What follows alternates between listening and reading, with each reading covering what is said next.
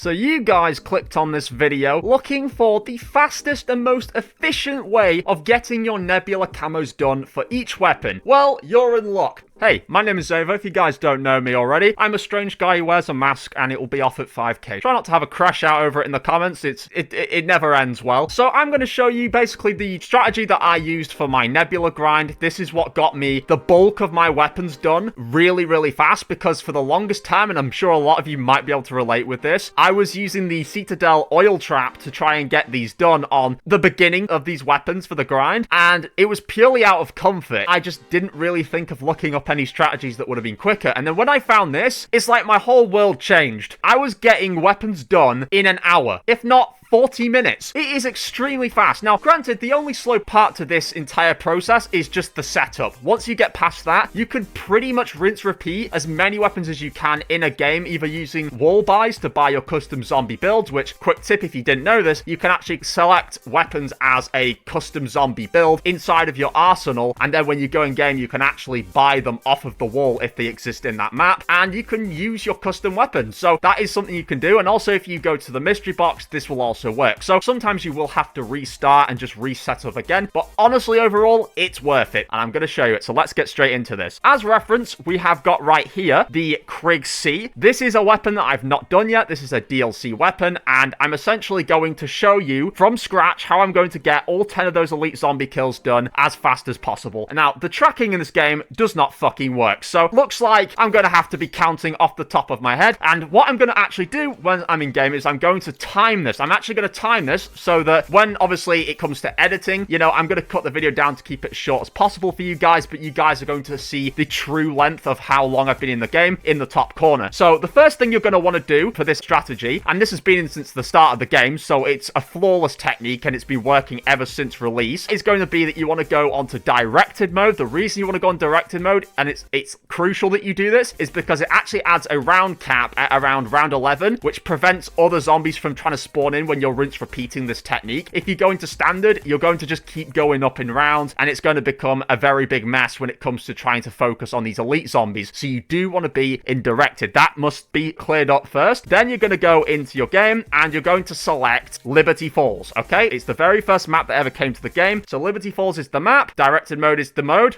Okay, we've got that shit cleared up. Now let's get into this. Okay, we're loading into the game, and I'm going to quickly now hit start, and we're going to basically time how long it takes to set the actual Easter egg up. Okay, so here we go. We're going to run through the basic setup, and then we'll obviously time as well how long each of the kills take, and then how long it takes to get the actual Nebula Camo in total.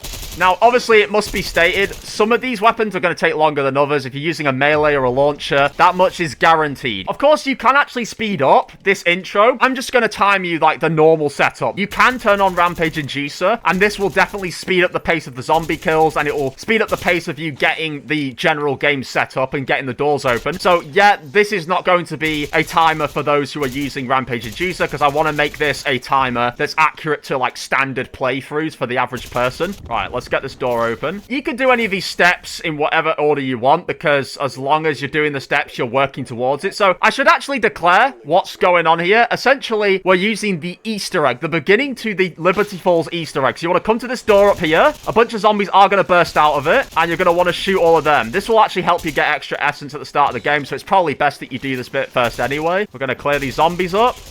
And essentially, what's going to be inside of this room is a wonder weapon blueprint, as you can see.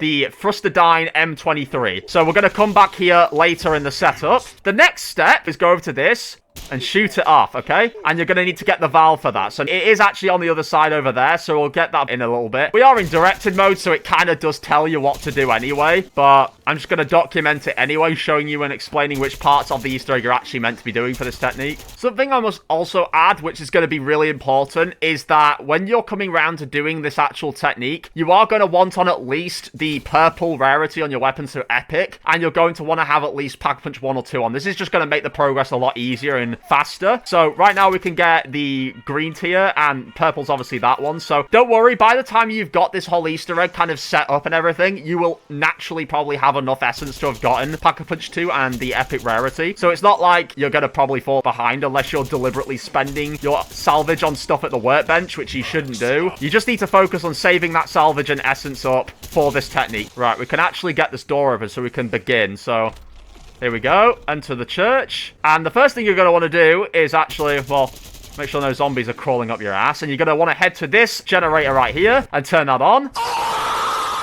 Okay, so, sorry, my gameplay kind of froze on itself there, so I did have to reboot my Elgato, and I did pause the timer, don't worry. Anyway, once you've started this up, essentially the next step is to go to the graveyard. Now, it's not always a high chance that he's going to spawn in, the groundskeeper, but when he does, you will actually see him actually appear in a smaller little yellow circle up there on the minimap. You will want to occasionally come and check back here, but to save time, I'm not going to just linger around here. I'm probably just going to head off and do some other parts of the Easter egg first. So what we're going to do is actually open this gate, and what we can actually do, seeing as we've got round to here, is we can actually head down here and get the water valve. So the water valve is going to be located right here. You kind of collect that, and what we're going to do is head back to the water pressure machine. Now, this bit can be a little bit dodgy because some zombies are going to spawn in, so what you're going to do is occasionally turn this on, but also stop whenever any zombies come to attack you. As you can see, you're going to have, like, these purple, almost special zombies that are going to come after you, and you do want to occasionally run away from them. Something that will help during this part of the Easter egg is actually going to be maybe to have stuns on you, but you can also use the ether shroud, like I've got, which will temporarily make you invisible to the zombies. But yeah, this is honestly going to be the longest part of the setup, just because you have to occasionally keep stopping. And the only trouble is, because I'm at this stage of the Easter egg, nothing is showing on here to show my tracking of how much I've done. So I have to just hope that I'm getting nearer to it being finished. If you guys are doing this in the order that the game's telling you, this will actually show a little meter filling up. The trouble is with this is that if you leave the valve for too long, the progress will start to reverse. So you do want to occasionally just kind of like hold it for a few seconds and then just run away, just to make sure that it doesn't actually start reversing. This can be like absolutely tedious as fuck, because as you can see, it's really trying to glitch my game out with all these zombie spawns, and it's like gonna get me knocked. Like I say, if you're doing this, you'll be able to see like a dial filling up. I can't see it because the game's still telling me to go and check for the groundskeeper. Let's go back to it. Hopefully it should be done. There we go. White flash. And it should actually now spit out this component here. Water pressure gauge. You see that? Right. We should hopefully have the groundskeeper spawning in. So let's go check and see if he's up there. Right. Groundskeeper, where are you? We're waiting on you, pal. We actually have 1,000 salvage as well, so we can actually get the rare upgrade. Right, there he is. Okay, he's appeared. He's appeared. See that? We're going to kill the groundskeeper, and we're going to take his key off of him. Tool shed key. Now, for the tool shed, you're going to want to head over here. Now, do be warned, sometimes there's a zombie sitting here that might get up and might attack you whilst you go in there.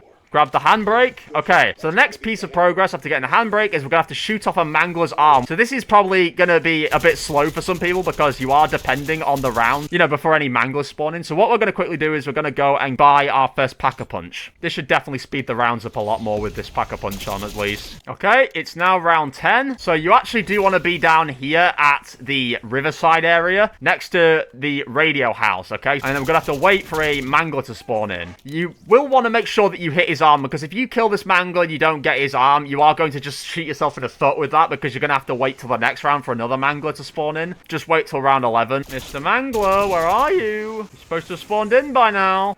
Hold up. Wait, here we go. Okay, we're going to shoot his arm. There we go. His arm's come off. Wait, it hasn't. Oh, no, it hasn't. There we go. Now it's come off. Okay, you'll see it drop on the floor.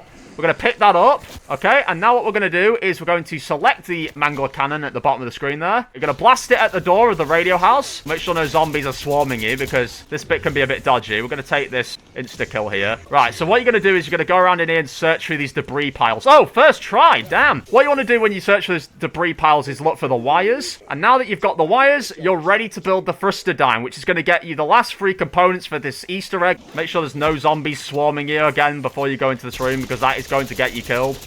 There's only one way into this room, one way out, so you got to be smart about it. We're going to craft the Frustodine.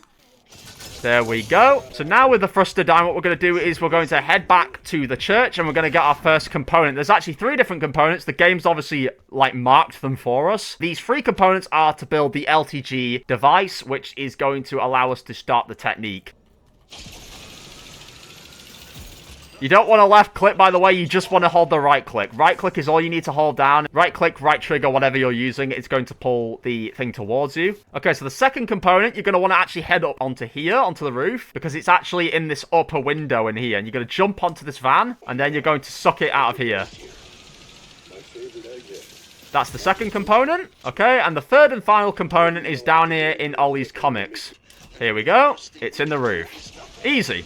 Right, we've got the 3 components, and now we're going to head up on the zip wire to get up there, and we're going to craft the LTG device. If you don't want to run all the way to this zip wire here, just come up here again and take this one. Here we go. Buy that. Zip wire over. Okay, and now let's craft it. Right, here we go. Boom. And we're going to take the zip wire back over here. Right, so far it's taken 20 minutes into the setup. So as you can see, setup-wise, it's a little bit slow, but everything else is good. So you're going to head back to this machine here, and you're going to get an ether canister. It is going to make your movement inhibited, so you are going to walk pretty slowly, but don't worry, it shouldn't be too bad. And what you're going to do is you're going to want to place it at this DAFG trap. There you go. And now, this is where the technique begins. We've stopped the timer, so as you can see, it took 20 minutes and 49 seconds, nearly 50. Roughly, you're going to have about 20 minutes to set this thing up. So now, when you go to this LTG device, we're going to basically start this, and this part of the setup, we're going to time it. This is essentially the first part of it with the gateway, where you have to kill normal zombies and stop them from attacking the portal. This is going to be very slow to try and protect if you're using a really shit weapon. You could actually benefit in this part of the technique from using a distraction grenade or something. Keep protecting it until the time runs out. What I'm going to do is going to throw some fire down just to damage them a bit more if they come near to it. Right, let's just hope that those Molotovs protect it for the remaining time we've got left. Right, it's stabilizing. Okay, and this is where the first elite zombie's going to come through. Right, please give me a mangler. Yep, it gave me a mangler. So, in this case here, right, it took us about a minute there. Now, this could take you a bit longer sometimes if you're using a melee or a shittier weapon and it's harder for you to defend the portal in its first phase. But if you get through this, this is now where the second phase occurs. Now, this must be made clear, okay? If you get an abomination, you're best just saving and quitting down here and reloading the game and then restarting the LTG device. Do not worry. If you save and quit and reload this up, it isn't going to make you do the phase 1 again. It will just automatically start the phase 2 again. And you want to make sure that you get an elite mangler, because if you get an elite abomination, it's going to be extremely slow to kill. So saving and quitting will allow you to refresh the game, essentially, to give you a mangler. And don't worry if it doesn't give you a mangler if you keep refreshing. Just keep doing it and eventually it will. Now, like I say, if you had Pack-a-Punch 2 by now and an epic rarity, this would be a lot quicker to kill this guy. Aim for the head, obviously. That should be a no-brainer. That's a pun. Right, once you've got his helmet broken, though, it's going to be a lot quicker. So I should actually time this, actually. So this is how long it's going to generally take me to get the Nebula Camo done now, after the setup. I should have actually been timing from the start. Just take whatever I've done and just add like a minute on, basically. So this thing is going to go on a cooldown, okay? And what you're going to do is essentially wait for that to finish cooling down, and you're just going to start it again. Because essentially what the game wants you to do is to take the elite from this trap. Okay, oh, look, it's done already. It wants you to take that elite zombie to one of those DAFG machines, and it wants you to extract its energy. But we're not going to do that, because that actually stops the technique from working. So we're just rinse repeating this portal summon, essentially. I should also add that if you get a mangler, it's just going to keep giving you manglers every time. If you get an abomination, it's just going to keep giving you abominations. That's the reason why you have to actually save and quit and reload up if you do get an abomination, because it will just keep giving you abominations, and they're just too slow to kill. Something that will actually speed up your progress even more is if you've got, like, let's say, a muzzle on that allows you to get increased salvage drops, because salvage in this case is going to be important for those weapon upgrades. So just something to keep in mind. Right, that's mangler number 2 done. So that's 2 elite zombies we've done now in basically 3 minutes. Absolutely nuts. So actually, if you want to get all 10 elites, you can get this done in about 20 minutes per weapon, 10 minutes. And that's granted once you've obviously finished the setup and everything. I believe not long after this technique was like discovered near the start of the game, essentially they added like some sort of delay to the cooldown or some other weird thing that was supposed to make this a little bit slower, but it clearly hasn't worked very well because it still works really fast. Okay, here we go. Start again. So we've got Pack-a-Punch 2. Okay, he's nearly dead. Boom. That's mangler number 3. Okay, give it a little bit. Okay, so the round cap is on round 14. I don't know if it used to do that and if this is a new patch that they've added to this. Let's hope it doesn't have too much of an effect on us. And would you look at that? Elite zombie killed already. That is extremely fast. And we're actually getting very near to the epic rarity as well. We've got about 300 more to go. Kill these fuckers. I also would recommend, if you have the gobble gum that I have, which gives you shields up. Shields up basically makes it so it's harder for you to take damage with armor on. We're just going to quickly go grab that juggernaut, because this is going to really help with the progress as well. This just ensures that you can actually loop around the cemetery and not worry about zombies kind of hitting you, because it's not really going to have too much effect on you. We're just going to go and get the epic rarity right there. Cooldown's still actually occurring. Wow, that's nuts. So I believe we've done 3, have we, so far? Is it 4? See, this is why it doesn't help that the tracking doesn't work. The game has had buggy tracking for actually some time now. Right, let's start the next one. We can actually put a sentry gun down. It might help with us a little bit. Get that to get rid of the normal zombies, and we're just going to keep shooting at big man over here. Here we go. There we go. Elite zombie killed again. I think we're on the 4th one, right? It might be the 5th one. I've honestly lost track. I've lost track of the counting here. Right, there we go. And it's charged up again. Once you get that lovely helmet off, look. Boom. Easy. Right, there we go. Start again. And as you can see, it's that simple. Rinse, repeat until you basically get Nebula done on your weapon. Boom. Dead already. Right, let's get the armor plates. And there we go. We're now basically almost indestructible now with the 3 armor plates and Juggernog on. Oh shit, wait, oh my god, they're actually doing quite a bit of damage to me. Maybe they nerfed it. I'm not sure if Juggernog naturally keeps your health higher and your armor less able to be broken, or if it's because of augments, but... Right, here we go. There we go. Again, that's number 7, I think, now. Wait for this to cool down. Activate. Boom, there we go. Okay, start it up again. Boom, dead already. Right. Okay.